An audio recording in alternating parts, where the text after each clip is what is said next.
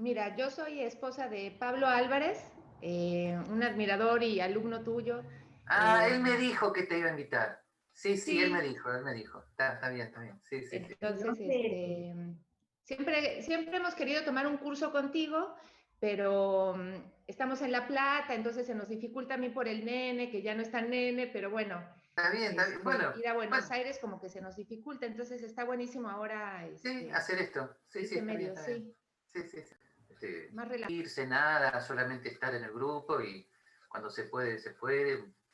En Y principio de... cada 15 días. Y sí, sí, eso es lo más difícil. Eso es lo más difícil. Sí. ¿Qué tal, Agustín? Buenas, ¿cómo andan? Bien, bien. Bueno. Hola, ¿cómo estás? Acabo de empezar un curso. ¿Vos? Gabriel, te quería preguntar si conocías el libro de Coplestone sobre Santo Tomás. No, no lo leí directamente, pero si vos, espera, ¿vos te referís a lo que dice Coplestone en su historia de la filosofía o directamente un No, libro de uno en Coplestone particular. No, ese no, no lo... Ah. Ni siquiera sabía que estaba, ¿no? Sí, porque lo tengo en digital y me pareció interesante viendo el índice. Habla de las cuestiones de la creación, como temas así Mándamelo centrales de si lo Santo Tomás. tenés. Si ¿Vale? lo tenés en digital, mándamelo. Sí, sí, sí, Me está bueno, gustaría a por ver lo si... menos echarle una ojeada. Sí, sí, sí. Hello, Mariana. ¿Qué ¿Qué tal? tuchi? Con pintas de haber entrenado recién. Muy bien, muy bien. Gente sana. Sí, muy bien. ¿Y venís directo o...? Hello, Emanuel. ¿Qué tal? ¿Qué hora es en España? A ver, son las, Sí, las 12. qué cosa, ¿eh? Dale, es buenísimo, te espero. Uy, viene Luz Nonir. Tenemos una nueva integrante hoy, aparte de Maite. Ah, Silvia Camargo también. Profe. Hola. Hola, Luz. Luz es una Nobel licenciada en comunicación. Que todo este cuatrimestre fue adjunta mía en teoría y práctica de la crítica cultural cinematográfica. Ah, Que es una materia más difícil de lo que parece. No es solo ver pelis. ¿Cómo fue darla online? Bueno, la suerte que tuvimos con ese grupo es que, como es una materia electiva, no pasábamos de los 12, que éramos 12, ¿no, Luz? La gente se enganchaba mucho porque veíamos películas que analizábamos detenidamente. Además, por suerte, en este cuatrimestre pude ir algunas veces a dar las clases a Pilar, mientras que los chicos estaban por el otro lado en computadora, y luego el municipio admitió que para estas clases más prácticas hubiera hubiera cierta participación presencial de alumnado. Así que tuvimos como 2 o 3 clases presenciales, semipresenciales, algunos en Bien. computadora, otros en Híbrido. la clase. Sí, la clase híbrida, sí, sí. Así Bien. que, sí, sí. Y estábamos a punto de hacer un almuerzo final en el McDonald's de ahí de Palmas de Pilar, pero el tarado del profesor se resfrió y por lo tanto no fue porque llegaba a parecer resfriado en la Universidad Austral, directamente me encerraban en el centro de la Tierra, así que, en fin, sí, sí, pero bueno. Mariana, qué bueno que te publicaron tu artículo, lo vi. Gracias, gracias. Sí, Sorpresa. Me tan decía, revolucionaria. era la segunda vez en mi vida que mandaba una carta, pero me tocó tanto el tema que escribí y dije, la mando. Y después Muy estaba bien, ahí. así hay que hacer. Guiarse por el entusiasmo y la decisión. Sí. Perdón, Rechusma, ¿un artículo sobre qué? No, es No, una carta de sí. lectores que salió este domingo en La Nación. Sobre el tema, es una reflexión sobre el tema del cupo que ahora puso el gobierno de ingreso al país. Ah, y la reacción de la gente. En realidad lo que me sacó más fue la reacción de la gente. Sí. Bueno, de hecho yo iba a ir ahora una semanita a Guatemala, la segunda semana de agosto, y tuve que cancelar el viaje. Porque no me podía volver. Yo ningún problema en quedarme, pero digamos, no es el modo de emigrar, ¿no? No es el modo. Así que, en fin. Sí. Bueno, la culpa de todo la tiene Manuel. Sí. Estaba por decirlo yo. Sí, realmente.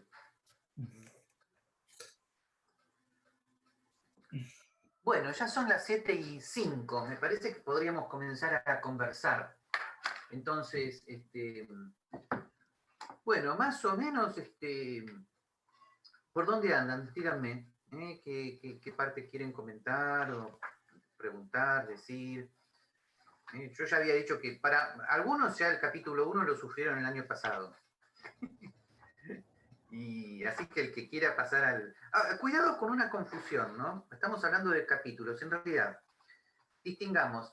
Habrán visto que tenemos números y capítulos. Si yo digo número 1, número 2, me estoy refiriendo a la numeración con la cual yo voy designando los capítulos que voy comentando. Entonces, por ejemplo, el número 2 corresponde al capítulo 14.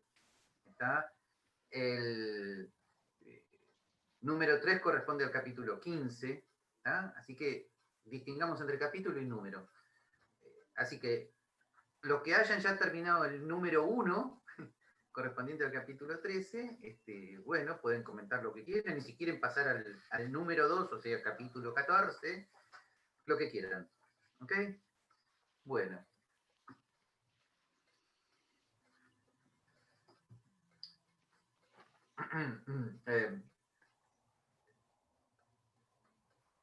A la miércoles. ¿Y ahora qué hago? Vamos, se supone que es un grupo de lectura. Yo empiezo Bueno, con... muy bien. Bueno, perfecto. Es en el capítulo, o sea, en el capítulo 13, estoy en una partecita que sería en la página 42. Lo leo, porque ahí va la pregunta. Dale. Dice, estás hablando de analogía, cuando empezás a aclarar Cierto, sí. los creo que 3 puntos que te parecían fundamentales aclarar. Y decís, siendo un pensador cristiano, Santo Tomás sabe que lo creado no se confunde con el creador. No panteísmo. Sí. Pero a la vez el creador está íntimamente en lo creado como causa permanente, no deísmo. Y por consiguiente la relación entre Dios y la creación no es ni unívoca ni equívoca. Eso por lo menos a mí me parece claro, pero lo subrayé simplemente como disparador al tema, o sea, subrayaría el sabe qué, ¿no?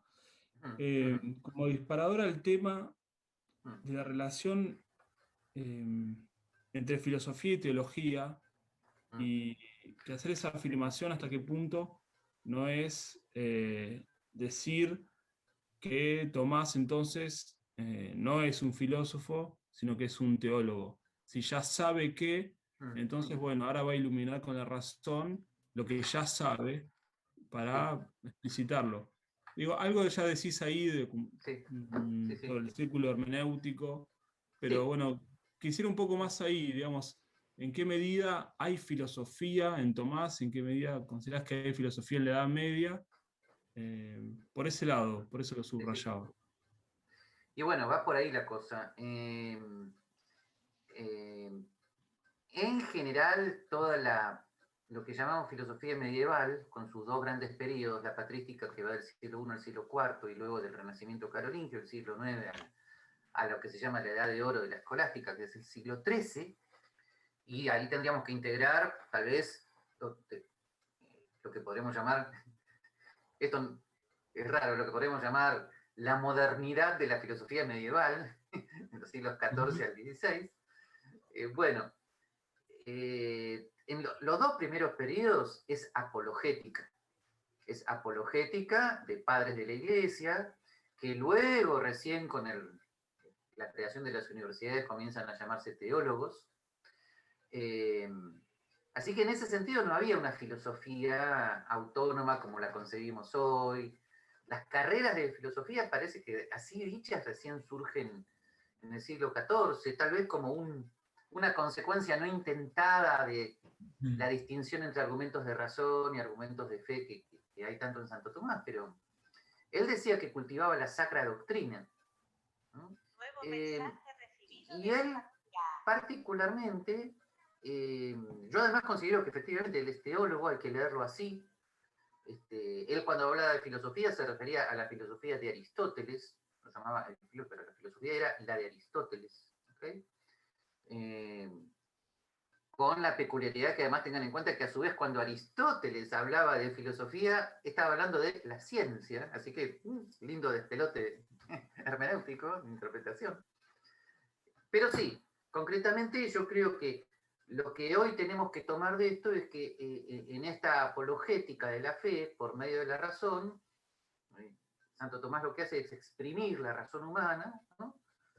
Como una juguera, ¿vieron? Perdonen la comparación así de cocina, ¿eh? Y el juguito que sale es lo que hoy llamamos la filosofía de Santo Tomás, y que tampoco a mí me gusta verlo así, en realidad a mí lo que me gusta es poner en contacto directamente al planeta teológico de Santo Tomás, ponerlo en contacto con nuestro planeta, o al siglo XIII teológico de Santo Tomás, ponerlo en diálogo con nuestro siglo, ver qué podemos conversar. Pero ya no me preocupa la distinción entre el Santo Tomás filósofo, Santo Tomás teólogo, y además no creo que sea históricamente correcta, ni tampoco muy fructífera, porque los que me conocen ya saben que yo con el tema del diálogo voy para adelante. O sea, si el problema es, uy, no, pero si hablas de Santo Tomás teólogo, entonces nadie te va a admitir que hables de eso, porque te van a decir, si es teólogo no me interesa. Bueno, si no te interesa, casi todos me conocen, ustedes saben que yo no soy de entrar a la fuerza en ninguna casa, pero el asunto es que lo que yo siempre digo que, bueno, ¿qué puede dialogar este teólogo contigo? ¿No? ¿Qué puede dialogar? ¿Qué puede decirte? ¿Qué le podés decir vos a él? Y a ese ejercicio, como lo quieran llamar, ¿no? Ese ejercicio de ir a tomar el té mutuamente, ¿eh? Vamos a tomar el té a la casa de Tomás, Tomás viene a la nuestra, ¿cómo lo llamamos? Me parece que ya no encaja en filosofía, teología, estamos conversando. ¿Ah?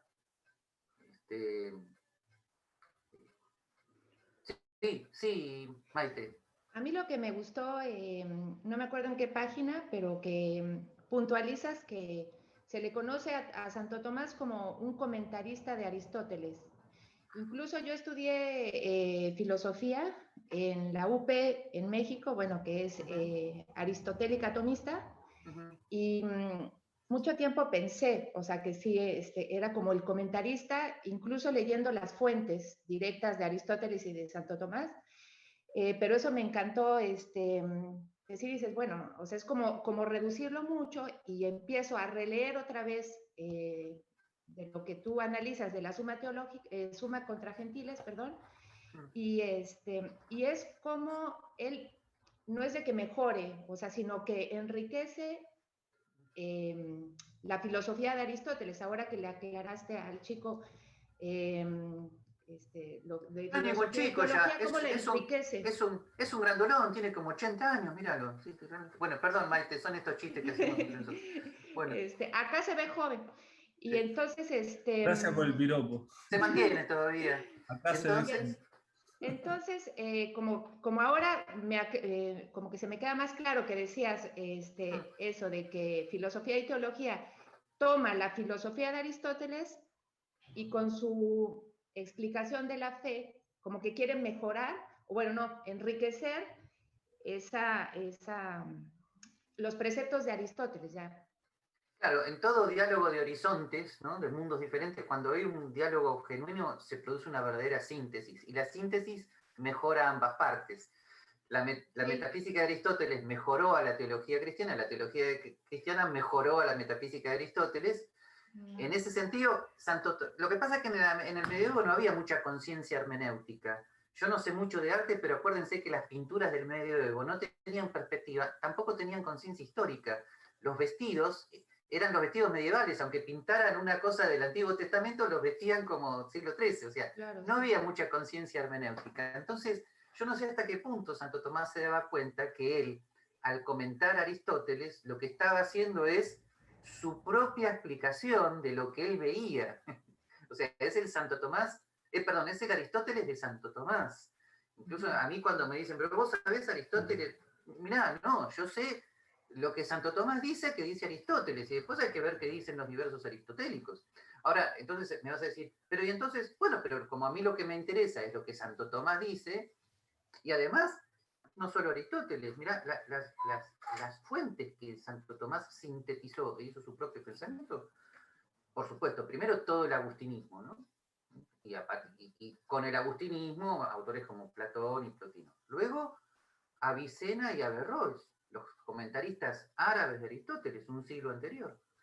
Luego, los comentaristas judíos de Aristóteles, Avicebrón y Maimónides, ¿no? También los tomó todos, ¿no? Así que, y ni que hablar de su conocimiento de los padres de la iglesia, pero digamos, las fuentes que él sintetizó y que manejaba eran enormes. Desde luego, claro, digamos, quedó en la historia como uno de los más grandes comentaristas de Aristóteles, sí. O sea, si vos me decís quiénes han sido los mayores comentaristas de Aristóteles, sí. Averroes, Alejandro de Afrodisia, siglo II después de Cristo, Averroes, siglo XII, ¿ok? Santo Tomás, siglo XIII, en el siglo XIX y XX, Brentano, Gadamer, Heidegger, son comentaristas, ni que hablar de Hegel. Ahora, fíjate, cada autor, ¿ves?, lo ve diferente, entonces, claro, mi trabajo no es el de un historiador de Aristóteles, no, yo estoy resaltando la síntesis de Santo Tomás, eso seguro, sí. Sí, no hay que reducirlo a un comentarista de Aristóteles. Y van a ver cómo a medida que vayan leyendo, yo siempre les voy advirtiendo, cuidado con los juegos del lenguaje de Santo Tomás. Esto es algo que me enseñó... esto es algo que me enseñó mucho Francisco Leocata. Él me advirtió que hay autores que están tan influidos por un autor que adquieren esto es muy, muy difícil, su juego del lenguaje. Pero entonces, con ese juego del lenguaje, comienzan a decir otra cosa. Claro, ¿en qué medida eso se puede? Y bueno, estos son los milagros del lenguaje, hasta qué medida ellos estiran cierto lenguaje, ¿no? Entonces, utilizar una terminología aristotélica tan alejada de la fe cristiana, como por ejemplo, les voy a dar un ejemplo, primer motor inmóvil, para referirse nada más ni nada menos que al Dios creador, quiere decir que Santo Tomás está tomando una expresión de Aristóteles que es análoga a la de causa primera, y entonces eso es análoga a Dios creador, y entonces lo utiliza, pero eso a veces confunde mucho, porque incluso muchos lo han criticado, ¿cómo puede hablar así de Dios? ¿No? ¿Cómo le puede decir eso? U otros se confunden y creen que Dios es un primer motor, y vaya a saber uno lo que se imagina, ¿no? Una Ferrari, así, enorme en el universo, ¿no? Bueno, y hay que comenzar a hacer un sinfín de explicaciones. Entonces, otras veces, en cambio, el lenguaje de Aristóteles es un poquito más afín a lo que un cristiano quería decir, como por ejemplo el tema de la analogía, que ya en el número 2 lo empiezo a tratar, y que Manuel recién hizo un comentario. Así que, sí, hay herramientas lógicas de Aristóteles que Santo Tomás utiliza con gran maestría, ¿no? Y para lo que quiere, para temas que Aristóteles ni se hubiera imaginado, ¿no? Gabriel, sí. Todo esto que estás diciendo, bueno, estaba pensando en el lenguaje que, bueno, para denominar todas estas categorías, toda la metafísica, digamos, el edificio que logró Aristóteles, ¿no? pero siempre dice Santo Tomás que la teología con la revelación, obviamente, él tiene que redefinir todo eso porque está viendo más allá, ¿no? Sí, lo que pasa es que esa redefinición me parece que fue mucho más rescatada por tomistas del 60, como Cornelio Fabro y Etienne Gilson, con quienes yo no comparto su visión de la filosofía moderna, pero su visión de un Santo Tomás más agustinista, más teólogo, fue muy acertada en relación a ese tomismo ultra aristotélico de fines del siglo XIX. Así que iba a decir una cosa y me olvidé, pero sí, vos comenzaste diciendo, sí, el Santo Tomás teólogo, bueno, sí, lo mismo de siempre, sí. Lo que pasa es que había pensado en un ejemplo,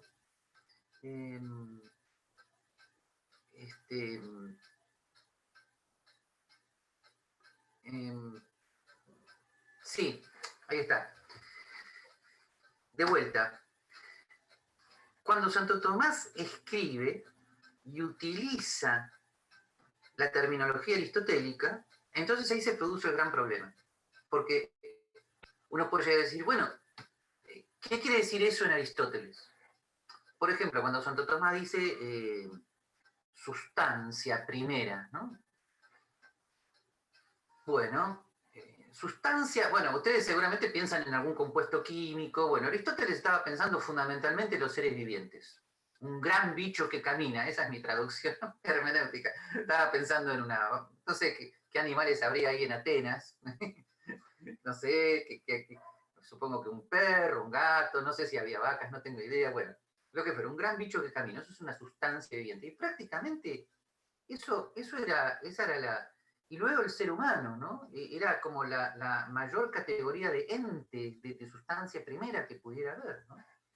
En cambio, cuando Santo Tomás dice sustancia primera, está pensando en una criatura, o sea, está pensando en un ente creado por Dios, ¿no?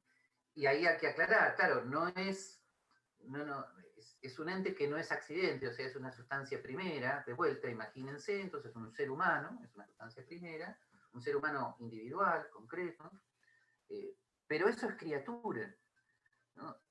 Aristóteles jamás se hubiera imaginado que su sustancia primera iba a quedar elevada a lo que está siendo creado por Dios, ¿no?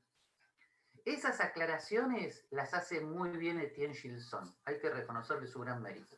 Etienne Gilson en 2 libros como El tomismo y Elementos de filosofía cristiana, y en un tercer gran libro de Gilson, que es Historia de la filosofía medieval, el gran mérito de Gilson es haber resignificado las categorías aristotélicas de Santo Tomás desde un punto de vista cristiano. Eso es un gran mérito de Gilson. Sí. Sí, Agustín. Más que nada, viste, con todo este tema de la diferencia entre esse y ens, y también para referirse a Dios, bueno, entonces nombras, o sea, que Santo Tomás nombraba a Dios como el ens summum, y, o sea,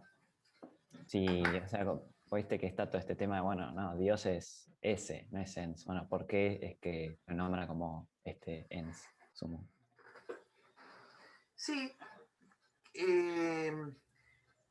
Creo que la expresión que Santo Tomás utiliza para referirse a Dios, y que ya ha sido muy comentada y también discutida, es ipsum esse subsistens. Ahí aparece de vuelta la categoría de sustancia, ¿no? O sea, comillas, traducción relativamente literal, el mismo ser subsistente. Y que es una expresión que se entiende solamente, y ahí empieza el número 2, el capítulo 14 de la Contra Gentiles, esta expresión se entiende solamente a la luz de una negación. Santo Tomás está negando que Dios sea finito, o sea, limitado, ¿no? O sea, esto es un poco, bueno, está en el capítulo 1, es un poco rápido decirlo así, pero digamos, todo ente finito para Santo Tomás tiene una diferencia entre esencia y acto de ser. Como Dios es no finito, entonces la conclusión es que no tiene esa diferencia.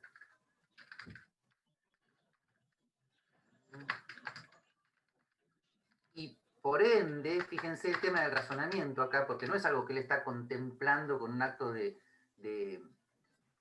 captación intelectual, no es un concepto, sino que es una deducción. Y por ende, como no tiene esa diferencia, es aquel cuya esencia es ser. Ahora, atención con esto, yo no puedo captar directamente con la inteligencia humana aquel cuya esencia es ser, no lo puedo captar directamente. Lo capto vía negación. ¿Ven? Vía negación. Por lo tanto, cuando Santo Tomás afirma esto, en realidad es una afirmación que le sale vía negación, vía la negación de la finitud. Si no, no lo podría afirmar. Atención con esto porque esto es muy importante y tiene que ver con lo que empiezo a decir en el capítulo 2. Discúlpenme, en el número 2, capítulo 14. No hay en Santo Tomás una afirmación directa de la esencia de Dios, que es incognoscible para la inteligencia humana.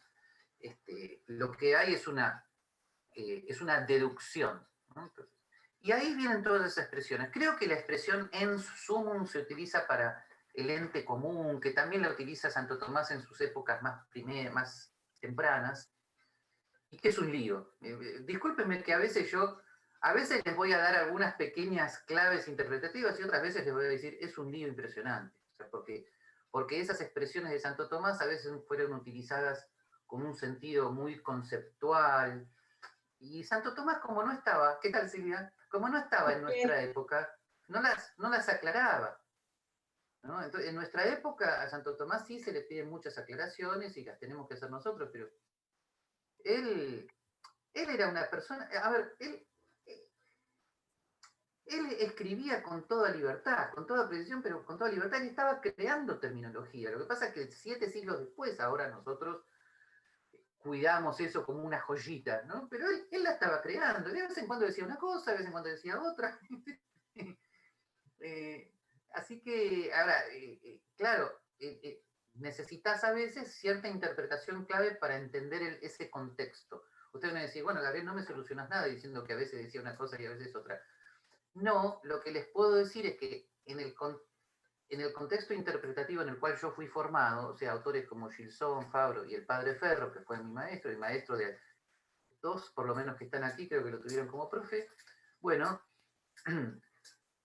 la clave interpretativa de la metafísica de Santo Tomás es, cuando él habla de ente finito, está hablando de creado, está hablando de creación. Desde ese punto de vista se va entendiendo lo que quiere decir. Está hablando de ente creado.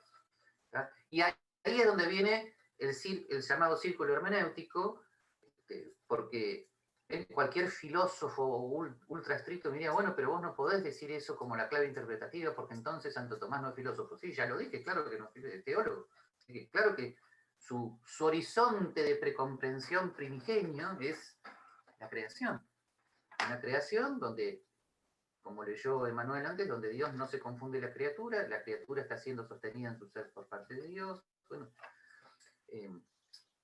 eso también le insistía mucho Leocata, ¿no? La clave interpretativa del pensamiento de Santo Tomás es el ente finito es creación, la relación entre criatura y creador.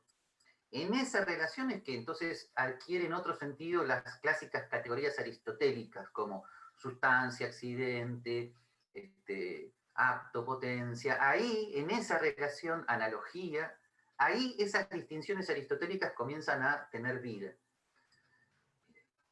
Y una que es el gran aporte de Santo Tomás, que es el acto de ser, que yo estuve muchos años tratando de definirlo sin el horizonte de la creación y lo único que podía hacer era un tema lingüístico, pero se entiende desde la creación. El acto de ser es el ser que está siendo recibido. O sea, el acto de ser es, nosotros en este momento somos porque Dios nos está dando el ser. Si Dios nos soltara, si nos dejara de ver ser, desapareceríamos en la nada. Bueno, ese ser recibido es el acto de ser. Lo que ocurre es que Santo Tomás era tan estricto desde el punto de vista lingüístico que él hizo un análisis del lenguaje. Por eso los analíticos lo respetan, aunque no lo sigan en todas sus tesis, ¿no? Santo Tomás de Aquino hace un análisis lingüístico. Dice, él utiliza el ejemplo del correr. A mí me gusta utilizar el ejemplo del presidente. Será influencia argentina, porque a todos nosotros nos encanta ser presidente, ¿no? Así que, entonces, si yo digo presidente, bueno, ahí estoy afirmando un participio presente. O sea, el que ejerce el acto de presidir. Bien. El que ejerce el acto de presidir, ¿ven? El que ejerce el acto indicado por el infinitivo, participio presente, presidente, ¿no? Bueno, entonces lo mismo. Ente, que, pónganle como quieran, tiene o ejerce el acto de ser. Lo que ocurre es que, ¿qué te diría un contemporáneo? Un contemporáneo te diría, ¿no? Más bien con una estructura más bien lingüística de categorías que están impresas en tu inteligencia, como dirían neocantianas, te dirían, lo que pasa, Gabriel, esto que estás diciendo es una categoría lingüística, sintáctica, que está grabada en tu inteligencia. No es que lo real sea así, sino que vos interpretás el mundo real conforme a estas categorías lingüísticas que tenés en tu inteligencia humana. Por lo tanto, no podés pasar directamente de acá al plano ontológico, al plano del ser. ¿Y saben qué? Ahí está el problema. Tiene razón. O sea, solamente paso al plano del ser cuando esto que acabo de hacer, lo interpreto desde la relación creador-criatura. ¿No? Entonces, ahí sí, ven, la criatura me queda como el que ejerce el acto de ser, el que tiene acto de ser. Y ahí no me queda más remedio que estirar el lenguaje y llegar a algo que es imposible de concebir como un concepto y decir, bueno, no, Dios no tiene, sino que, comillas, es. Y acá el lenguaje llega a su máximo estiramiento, porque yo no podría decir,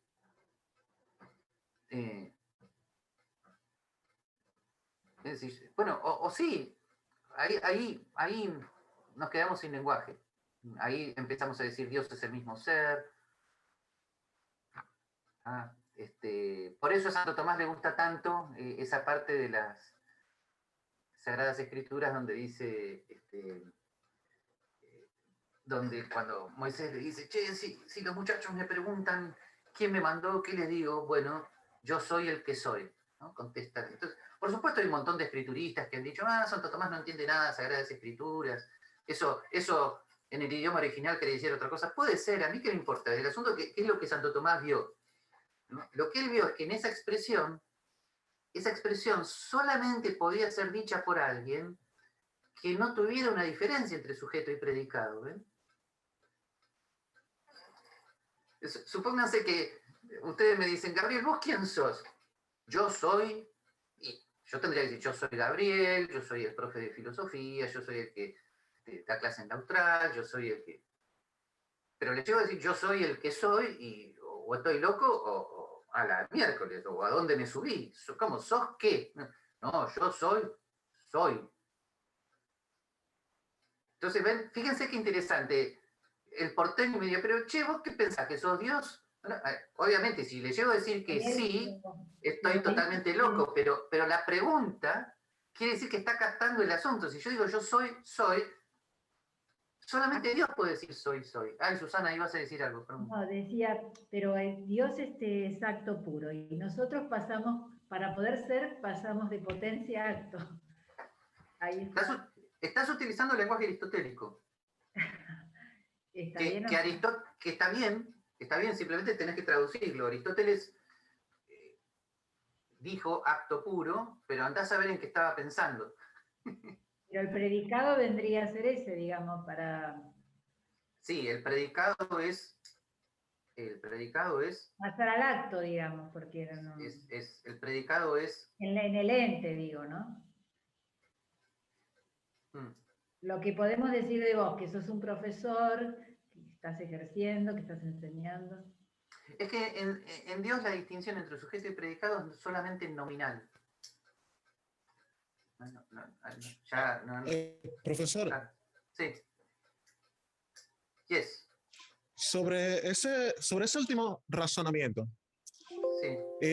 Usted ha dicho en varias partes del comentario que posiblemente el panteísmo sea la máxima posibilidad de la razón humana en tanto por su propio medio el conocimiento de Dios. Sí. ¿Qué tan claro está eso en Santo Tomás y cómo él se las arregla para eso y por qué? Y ahí es donde mi respuesta te va a sorprender, porque es cristiano. Solamente un cristiano puede evitar el panteísmo y el cristiano la tiene prestada. No es por su propio mérito que evita el panteísmo, es porque recibe la revelación. Porque si ustedes son seres humanos comunes y corrientes, claro, para muchos de ustedes tal vez esto va a ser imposible, pero supónganse que nunca hubieran conocido el cristianismo, entre comillas, como Aristóteles. Entonces, eso de que las cosas puedan salir de la nada es un absurdo. No, las cosas o son producidas por una transformación, o yo junto agua con tierra y hago barro, y el barro lo dejo a secar y hago una cosita, ¿no? O hago una transformación con los materiales ya preexistentes, ¿no?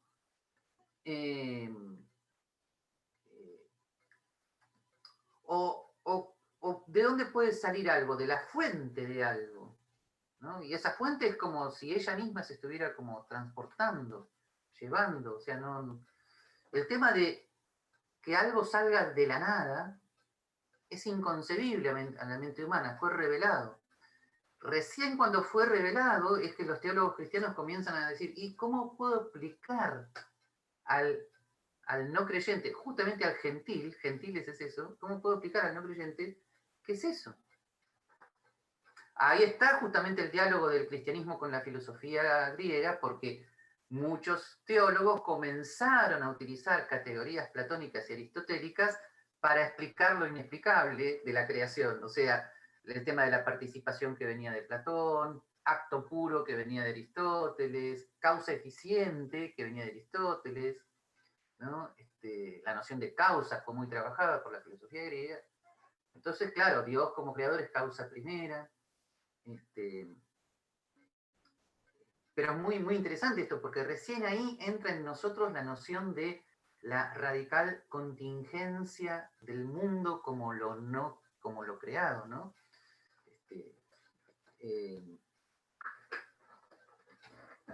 Así que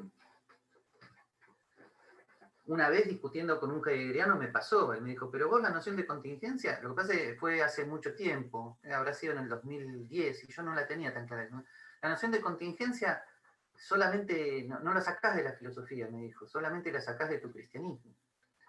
Y yo en vez de decirle que sí directamente, dudé un poco, ¿no? Me atrapó. Sí. Pero, así que sí, ¿por Arturo, sí. No te seguí en esto último, ¿por qué sí me atrapó? Porque me atrapó porque yo... Uy, se fue luz. No, digo, se fue luz, no libro, no la luz. Porque en ese momento eran mis últimos intentos de elaborar una filosofía autónoma.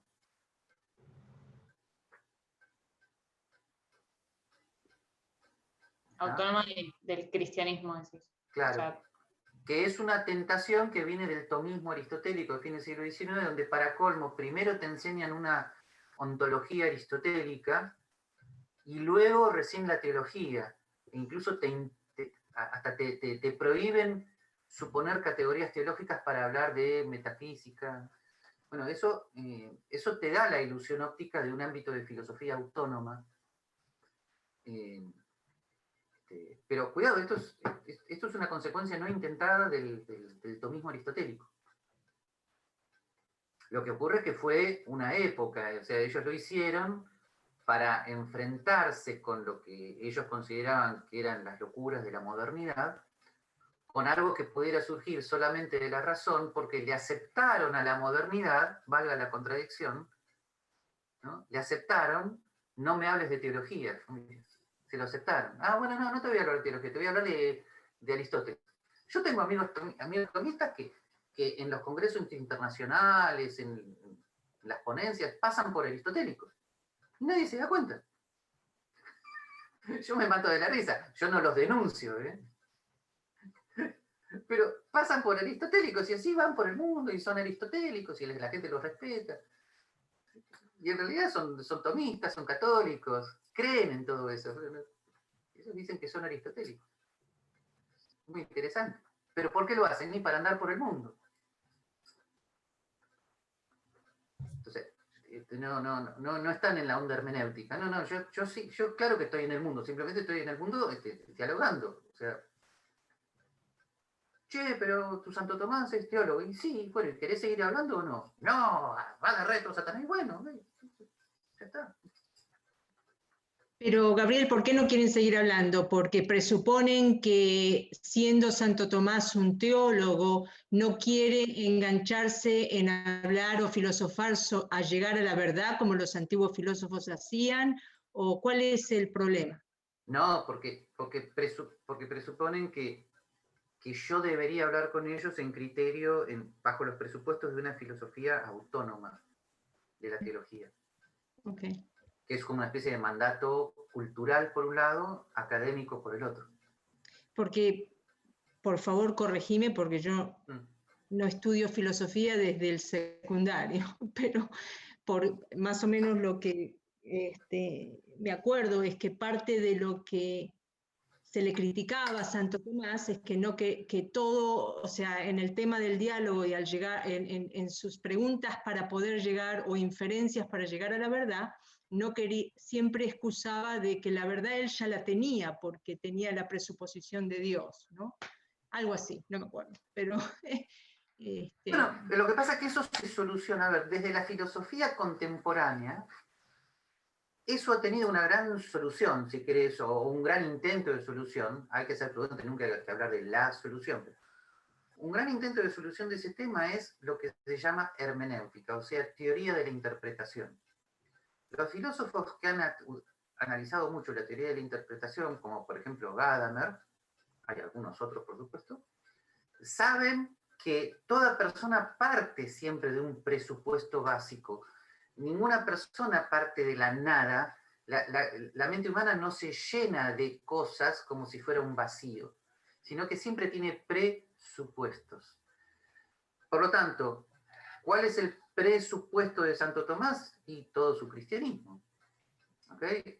Ahora, por lo tanto, si alguien me dice, pero Gabriel, ¿cuál es tu presupuesto? Bueno, ese. Y entonces, ¿cómo sigue el diálogo? Bueno, ¿qué tenemos para conversar? ¿Qué tenés para decirme? ¿Qué tengo para decirte? ¿Está? Por ejemplo, un evolucionista me puede decir, bueno, y ese Santo Tomás cristiano tuyo, ¿qué tiene para decirme a mí? Que yo le digo que el mundo no surgió de Dios, sino de la evolución. Y yo le puedo decir, bueno, Santo Tomás tiene para decirte tal cosa, tal otra. Y habitualmente es un Santo Tomás amable, afable, o sea, tiene cosas para decirle al otro que le interesan al otro. ¿Ah? ¿Por qué? Porque ese tomismo ultra-aristotélico de fines del siglo XIX fue utilizado para enfrentarse con el moderno y el contemporáneo. En cambio, yo lo utilizo para hablar con él. Ahora, yo tengo mis límites, eso yo siempre lo reconozco. Hay filósofos con los cuales yo no dialogo, debe ser un problema mío. Me encantaría escuchar un diálogo, Gabriel, creo que es una excelente pregunta, ¿no? Porque a veces y lo miro desde el punto de vista de no ser o no haber estudiado realmente filosofía en la universidad, o como tal vez muchos de ustedes lo han hecho. Yo me he dedicado más que nada a las lenguas y al derecho. Pero me encanta esa pregunta, ¿no? ¿Qué tiene? Leyendo un poquito lo que nos diste para leer y investigando un poquito cosas que he estudiado en la secundaria, ¿no? En filosofía, ¿no? ¿Qué tiene este autor para decirme en lo que estoy haciendo actualmente, en la sociedad en la que vivo y cómo lo puedo aplicar? Me encantaría una conversación así. Y bueno, imagínate, para el tema del derecho, nada más ni nada menos que todo el tratamiento que Santo Tomás hace de la ley natural. En fin, imagínate, ¿no? Ahí tenés de todo. Sí. ¿No? El tratado de la ley de Santo Tomás, de la prima segunda de la Summa Teológica, de las cuestiones 90 al 96, es un clásico de los clásicos. Y sigue influyendo. Lo que ocurre es que eso te muestra a veces que el diálogo viene difícil porque hay malentendidos, o lo que el gran filósofo Gadamer llamaría preconceptos negativos. Hay preconceptos tenemos todos. Incluso en la traducción española de Gadamer dice prejuicios, ¿no? Después tal vez algunos que sepan alemán me pueden decir cuál es la palabra alemana, pero la traducción habitual es todos tenemos prejuicios. No prejuicios en sentido negativo, sino prejuzgar, o sea, entendemos ya algo decimos. Esos prejuicios pueden ser positivos o negativos. Los positivos son los que conducen a la conversación. ¿Ok? En cambio, los negativos son los que la impiden. Ahora, entonces, es tan fuerte el prejuicio negativo del lado de un creyente al no creyente y del no creyente al creyente que no pueden conversar. El no creyente dice, este es un tarado que me va a salir de vuelta con Santo Tomás, San Agustín, estupidez, fuera. Y el creyente, y vos no entendés nada, te cerrás a la revelación, te cerrás a la voz de Dios, sos un soberbio. Imagínate, se acabó la conversación, listo, ya está. Listo. ¿No? Ahora, el asunto es un cambio de actitud, ¿no? Bueno, ¿qué tienes para decirme? ¿Qué tengo para decirte? ¿En qué podríamos encontrarnos? Por lo tanto, yo creo que este diálogo que yo estoy proponiendo entre Santo Tomás y el mundo contemporáneo no se podría hacer si no tenemos bastante firmes los puntos fundamentales de hermenéutica. Si querés, Silvia, mandame un email, apenas termine la reunión, y te mando algunas cositas sobre ese punto, ¿tá? Sobre el tema hermenéutico. Dale, gracias. Pero vuelvo a decirles, a mí me costó mucho llegar a esto, digamos, liberarme del intento de una filosofía autónoma. Fue como sacarme un recontrapeso de encima.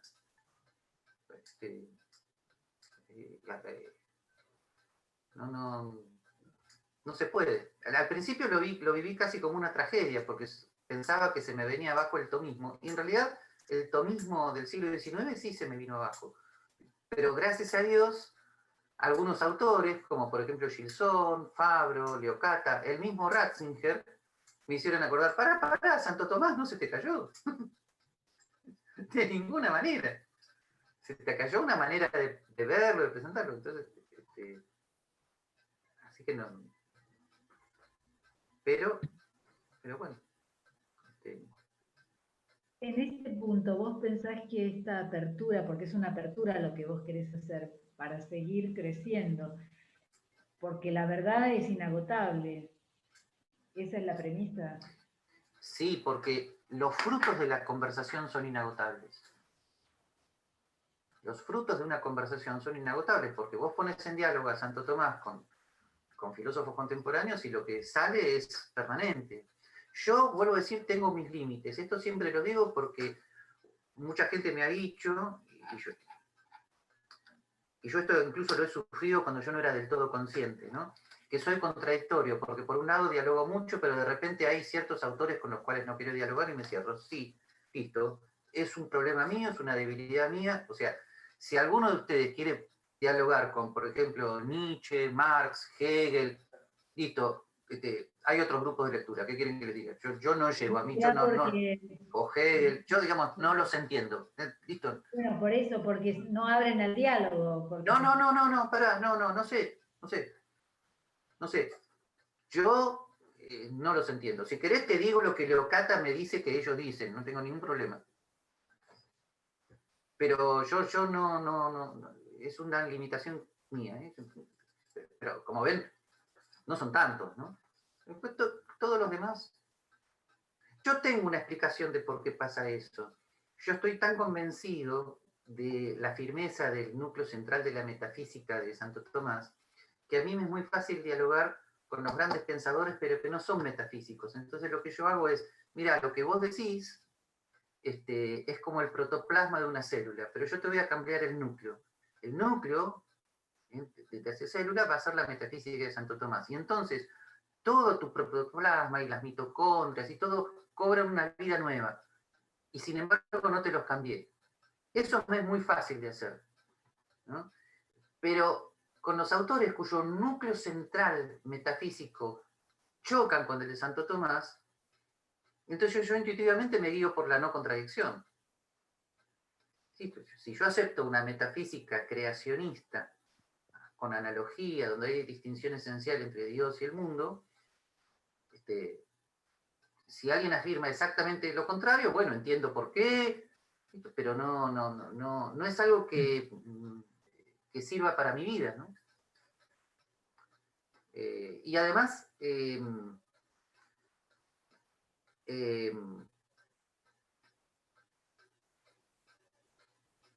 ahí después viene, bueno, esto es una grave dificultad, ¿no? El asunto es, ¿cuál es el núcleo central de un autor? ¿No?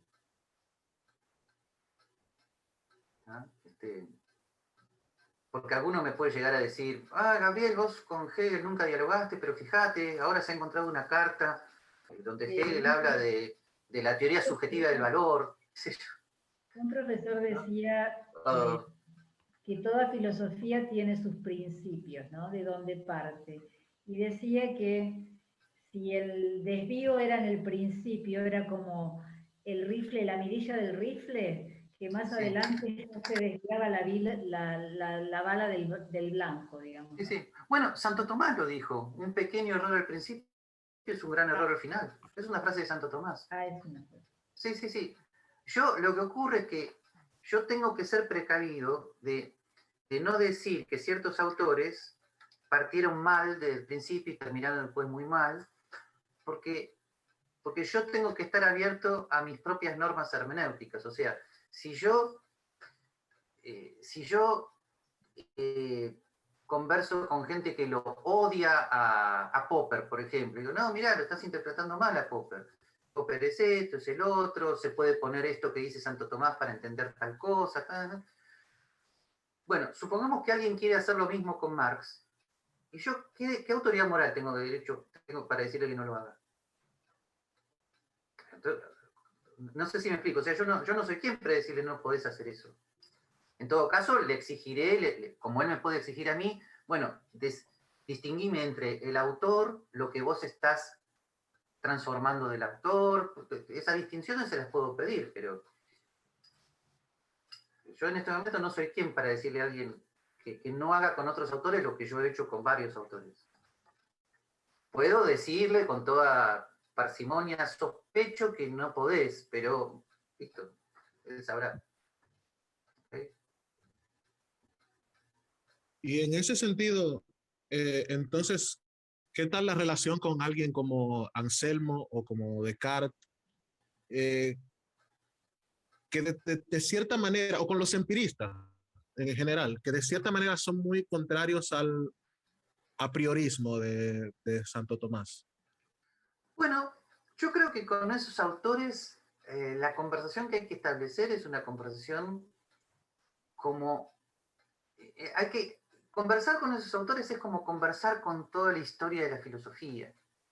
Y a mí me parece que en ciertos autores se ve que la historia de la filosofía es un diálogo coherente. donde había como posiciones que en cierta medida se tenían que dar como parte de una conversación, de la cual ahora tal vez podemos mantenernos un poco más distantes porque estamos obteniendo los frutos de esa conversación. Entonces, si, por ejemplo, la visión que yo tengo de la historia de la filosofía occidental, desde San Anselmo hasta un autor como Kant, es una conversación coherente. O sea, como San Anselmo dijo tal cosa, entonces Santo Tomás dijo tal otra. Como Santo Tomás dijo tal cosa, ¿no? Entonces Duns Scoto dijo tal otra. Y entonces los escolásticos del siglo XVI dijeron tal otra cosa. Y entonces se produjo tal consecuencia y Descartes dijo tal cosa. Y como Descartes dijo tal cosa, entonces Hume se dio cuenta que eso no y le dijo tal cosa. Y entonces Kant se dio cuenta que tenía que tratar de mediar entre Descartes y Hume y proponer una síntesis entre los dos, y entonces Kant dijo tal cosa, pero una vez que dijo tal cosa, entonces pasó tal otra. Y entonces yo a esos autores los veo como una conversación coherente. Ahora, esa conversación llega a un punto, yo te diría, a fines del siglo XIX, donde hay un radical olvido del otro. Y tenía que llegar, era coherente también. Yo no estoy hablando del olvido del ser, como dice Heidegger. Acá yo lo tomo a Levinas, ¿no? Lo que hay es un radical olvido del otro, del prójimo, quedó fuera de la filosofía. Y entonces así se entiende que haya varios movimientos a fines del siglo XIX y principios del siglo XX que tuvieron que ir al rescate del otro, y ahí viene todo el tema de lo intersubjetivo. Y entonces ahí se entiende Husserl, se entiende el existencialismo de fines del siglo XIX con Kierkegaard y Unamuno, ahí se entiende Gadamer, Heidegger, ahí se entiende Buber, Levinas, todo lo que es el rescate del otro. Y vos me vas a decir, ¿y qué tiene Santo Tomás que ver con el rescate del otro? Y que el otro es persona creada. Ahí está el punto, ¿no es? Yo no necesito recategorizar metafísicamente al otro, el otro es persona. ¿Ah? Por lo tanto, toda la metafísica de Santo Tomás, donde el otro es nada más ni nada menos que una persona creada por Dios, entra en juego de vuelta. ¿Ah? Pero yo te diría que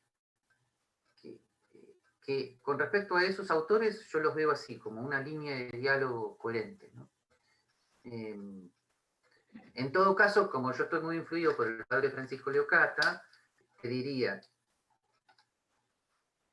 lo que la filosofía, lo que ciertas filosofías contemporáneas, como lo intersubjetivo, han heredado sanamente de la modernidad, es que ahora el camino de la filosofía ya no puede ser un ente cualquiera, no persona.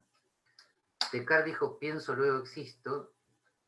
En realidad ahora tendríamos que decir, y a partir de un pienso autónomo elaboró toda la filosofía. Bueno, ahora el yo soy se sustituye por el nosotros somos. El camino del filosofar no está en el yo soy, sino en el nosotros. Nosotros somos, la conciencia de la intersubjetividad. Ese es el camino del filosofar, pero fíjate que ya el tema de la persona está en el centro del camino de la filosofía. Y esa es una sana herencia moderna. El sujeto sigue estando en el centro. ¿Ah? Como intersujeto, como persona con otra.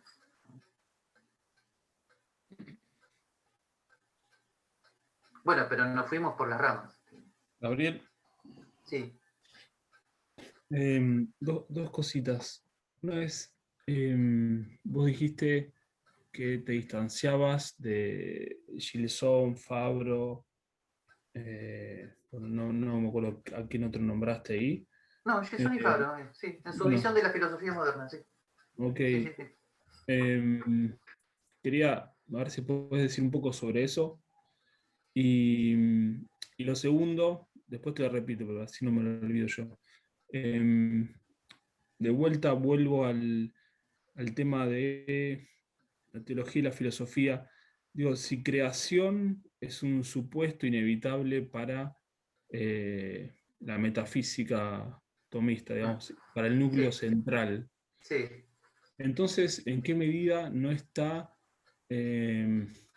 terminado el diálogo en cuanto al núcleo central, en tanto y en cuanto el otro no crea? ¿No? O Bien. sea, Comienzo por la puntas. segunda. Sí, comienzo por la segunda. Justamente, si vos ponés en diálogo al horizonte de un creyente y un no creyente, ¿dónde se pueden encontrar? ¿En qué punto para ellos puede ser parecido? El punto que puede ser parecido, y sabés que yo esto lo hago con las pelis de Woody Allen, es la contingencia existencial. O sea, sí, acá lo escribís, de hecho. Claro, la noción que un no creyente puede tener de su propia finitud es el punto de contacto con el creyente, ¿no? Que es un diálogo muy delicado. A ver, a nivel académico, yo te podría decir, el punto en común es la no necesidad del propio ser. Bien. Que el no creyente puede experimentar a través de lo que los contemporáneos llaman las situaciones límite. No es que sea una conclusión racional, sino son situaciones límites que al no creyente lo colocan frente a su casi nada, ¿no? Bien. Ahora, por supuesto, el creyente tiene que tener mucho cuidado ahí el creyente no puede entrar aprovechándose de eso para darle un curso de catequesis. hay que ser muy precavido con eso. Lo tenés que hablar como una posibilidad de encuentro. Mira, lo que a vos te pasa, a mí también me pasa. Los dos sufrimos la muerte igual. No, vos la muerte no te hace ningún problema porque sabés que te ves del cielo. No, pará, la muerte es la muerte. Yo me muero igual que vos. No estoy fascinado de morirme. No, la experiencia de la muerte es la misma. Sí, sé que después, pero entonces, ahí hay que tener mucho cuidado y presentar una igualdad existencial. No, borrar la palabra igualdad, una analogía existencial con el no creyente, ¿no? O sea, pero entonces el punto es la contingencia, ya no la creación. No, el punto de diálogo. Sí. El punto de encuentro sería la no necesidad del propio ser. Que cuidado, lo podés llamar la contingencia existencial, cuidado que Santo Tomás llamaba contingencia otra cosa. Sí. Pero digo... En el diálogo, justamente como no tenés las Sagradas Escrituras en común, que es lo que Santo Tomás hace en las Contragentiles, pero lo que pasa es que su tiempo era otro, no eran problemas existenciales en su tiempo. Pero en el diálogo, lo que tenés en común es la experiencia de la muerte. O sea, y acá entran todos los filósofos contemporáneos, el ser para la muerte, etcétera, etcétera, donde la muerte no es un tema biológico. Perdón, se me cayó el almohadón que tengo en el castillo. Donde la muerte no es un tema biológico, es un tema existencial. Ahí sanamente entran Heidegger, etcétera, etcétera. ¿No? Bueno, ese es el mundo en común. Gabriel. Y el tema perdón, me faltaba. Y lo otro es un punto académico. La interpretación, mira, te la hago corta para que no nos vayamos por las ramas. Te prometo, Emanuel, que después lo hablamos. La interpretación que Fabro y Gilson tienen de Descartes es que Descartes fue un reverendo imbécil. Y que a partir del tarado de Descartes surgieron todas las estupideces de la filosofía moderna que culminaron en el ateísmo de Hegel. No, yo no, con esa no la voy. Perdonen la manera no académica de haberte dicho la diferencia, ¿no? Por supuesto, en un congreso... Eso es muy Maritain también. Claro que sí. Por eso Maritain tuvo que reconstruir solo su relación con el mundo moderno democrático, porque filosóficamente nunca se concilió con la modernidad de Descartes. Ahí está el tema. Nunca concibió una modernidad cristiana. Y finalmente la reconstruyó solo cuando elaboró la reconstrucción de la democracia y citó dos autores, citó al cardenal Bellarmino y a Francisco Suárez. En realidad, claro, él los llamaba católicos, pero estaba citando a dos modernos. ya no eran medievales, eran modernos. Pleno siglo XVI. Así que, pero no le quedó otra que tomarse de esos dos autores para reconstruir. O sea, acá, Arturo, hay algo fundamental. Enseñanza del padre Leocata, la diferencia entre modernidad e iluminismo, ¿no? Maritain no se dio cuenta que tuvo que ir a la modernidad católica para reconstruir la democracia. No le quedó otra, pero él no lo llamaba modernidad. Entonces, Santo Tomás, Maritain, las categorías eran cristiandad medieval, ¿no?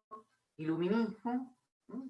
Que él lo llamaba modernidad, racionalismo, etcétera, etcétera, y luego la nueva cristiandad, ¿no? Pero con la distinción entre iluminismo y modernidad, le hubiera sido más fácil, ¿no? O sea, es el gran mérito del padre Leocata y de otros autores, como Miguel Federico Giaca, o sea, encontrar en el Renacimiento elementos propiamente católicos, pero que ya no pueden volver. ¿Perdón, Arturo? No, creo que los más reticentes lo llamaban algo como postmedieval, algo así. Bueno, es una cuestión de términos, hay que tener mucho cuidado. Vos podés hablar de... Sí, y yo a veces lo utilizo. Sí, los elementos católicos en la época postmedieval. Bueno, o sea, ¿cómo calificás a los caóticos siglos XIV, XV y XVI? Bueno, está... pero era lo que Gilson llama filosofía cristiana. ¿Ah? Así que, en fin.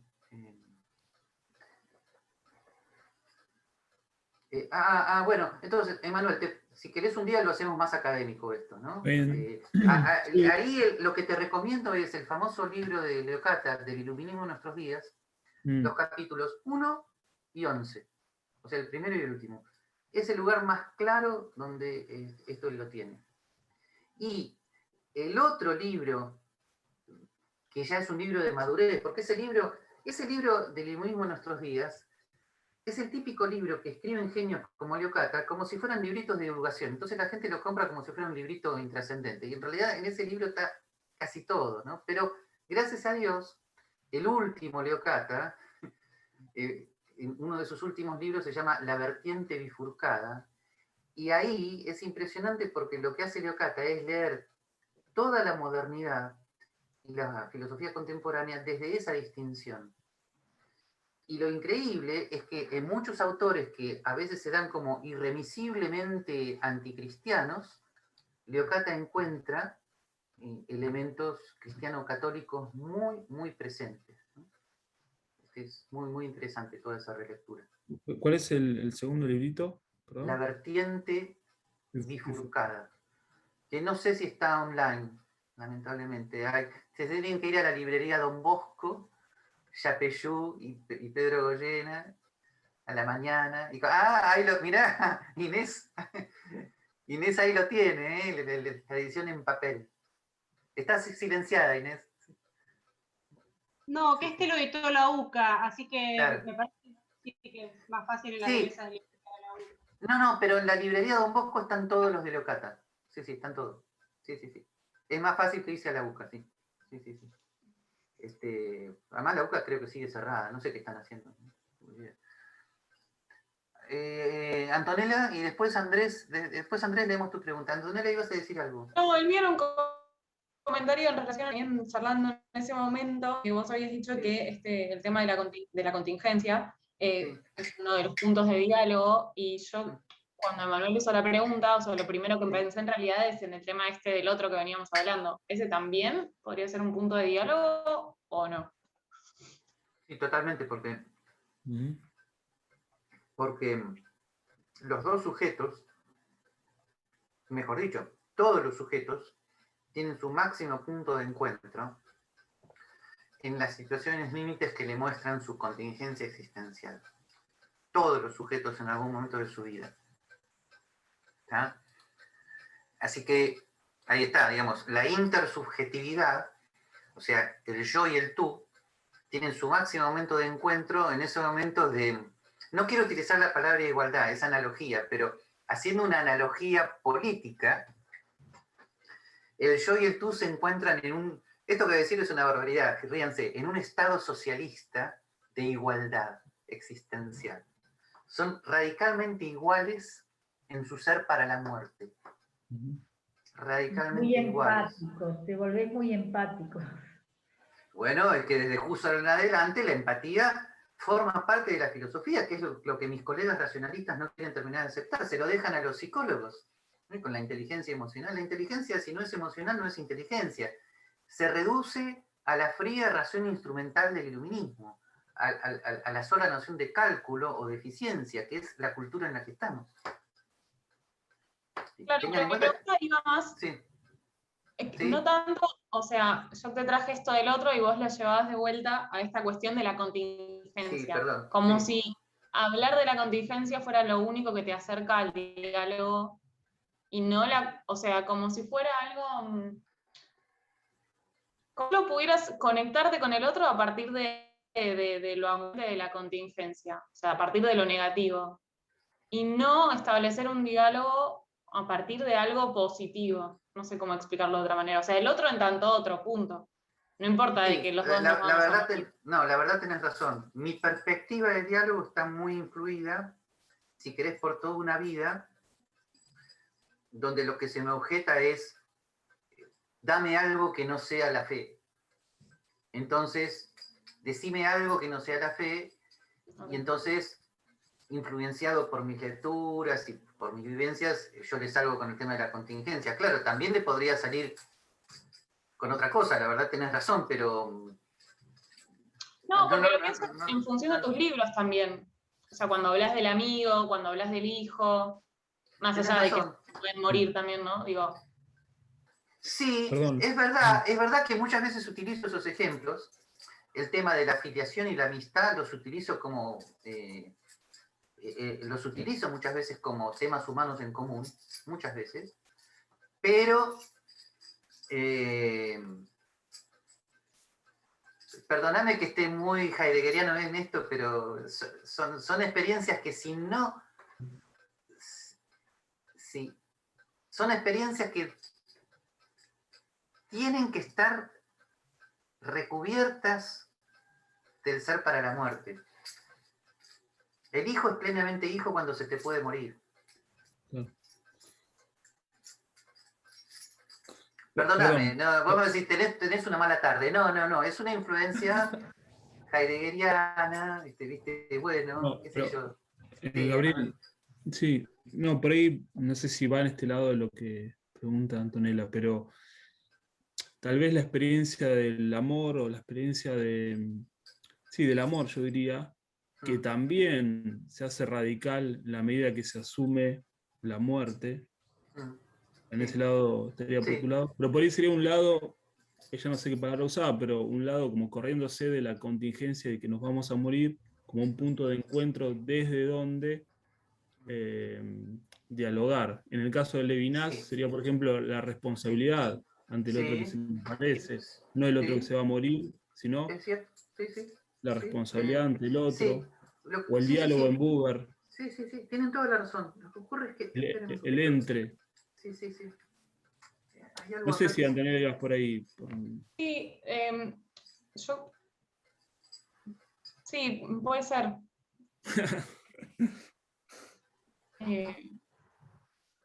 No, lo que ocurre es que, esperen, a ver, permítanme insistir en esto.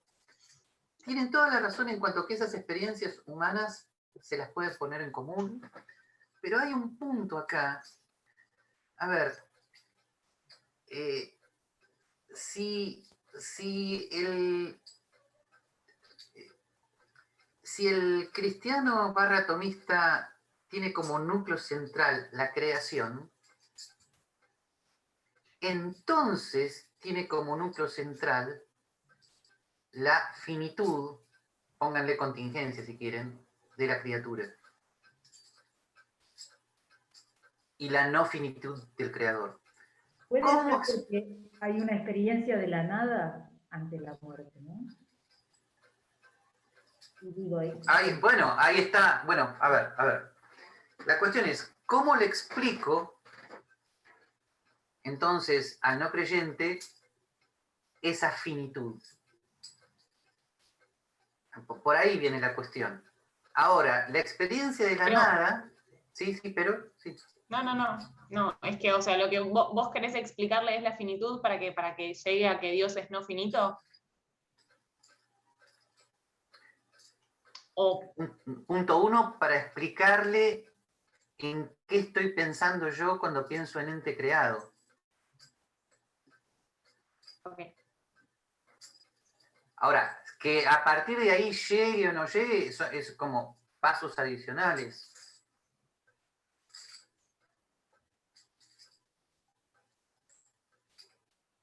Te vas a cuestionar.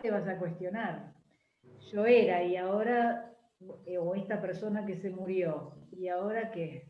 Lo que ocurre que, bueno, es que ahí son los límites del diálogo también, porque ahí ten en cuenta, Susana, que hay respuestas de todo tipo, hay personas que te pueden decir, por ejemplo, en horizontes más budistas, más sintoístas, la experiencia de la muerte es muy distinta. O sea, en última instancia,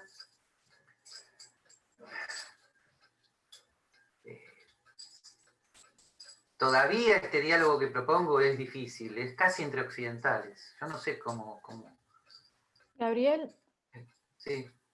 puede ser que quizá para vos es una experiencia tan clave el tema de la contingencia o de la muerte, por el hecho de que en definitiva es la muerte la que define la que nos define la vida, o sea, qué es la vida para nosotros, para mí tiene que ver mucho con qué significa la muerte o qué es la muerte. Bueno, que ese es el paso a la existencia auténtica.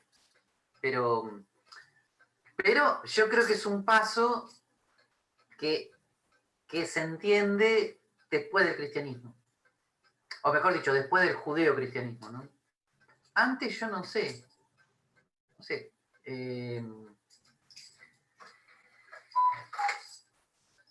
No, es que claramente después del cuando surgió el cristianismo, la muerte tomó un significado que antes no tenía. Sí, fíjense que en Aristóteles la muerte es la separación entre materia y forma, listo, no había concepción de inmortalidad del alma como tenemos nosotros.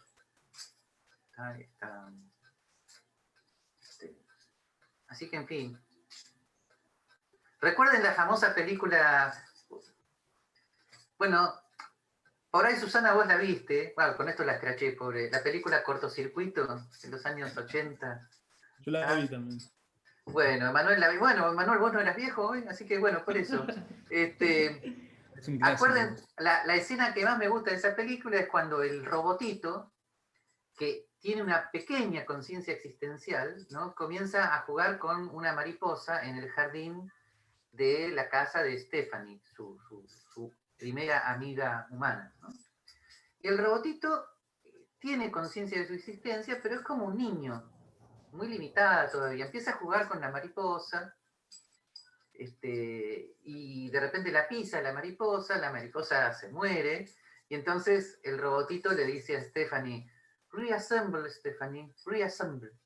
Porque para el robotito todavía, y miren, a nosotros ya nos han convertido en robotitos, ¿no? Para el robotito no hubo muerte, hubo separación de piezas. Entonces, él razonó como robotito y dijo, bueno, pongo las piezas de vuelta.